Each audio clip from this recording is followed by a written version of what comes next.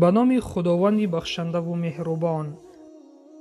از ابو هریره خداوند از او راضی باد روایت است که پیامبر صلی الله علیه و سلم فرمودند: شخص ماه رمضان را از روی ایمان و امید ثواب روزه دارد، گناهان گذشته اش بخشیده می شوند.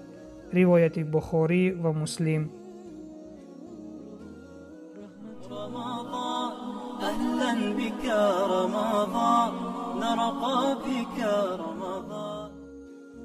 علما در شرح این حدیث می گویند هر شخصی که ماه رمضان را با ایمان کامل و امید ثواب و مغفرت پروردگار روزه دارد، خداوند مهربان گناه‌های صغیره گذشته او را می بخشد.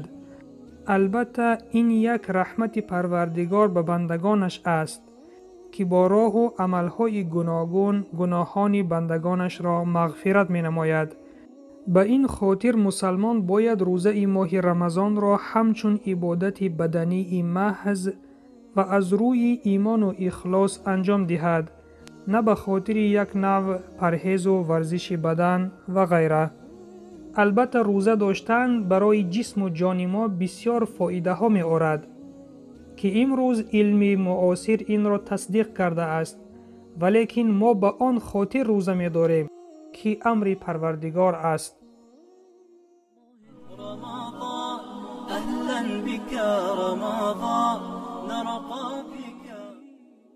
برادر و خواهر ایمانیم، از مضمون حدیث به ما معلوم گشت که شخص ماه رمضان را با ایمان کامل و امید و ثواب و مغفرت گناهان روزه می دارد، خداوند مهربان گناهان صغیره او را می بخشد.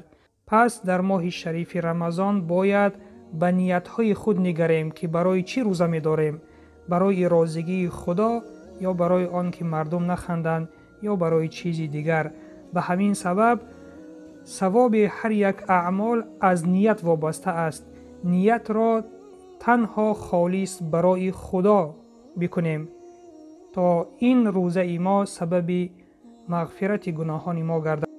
و سلام بر آن شخصانی که راه هدایت را پیش گرفتند.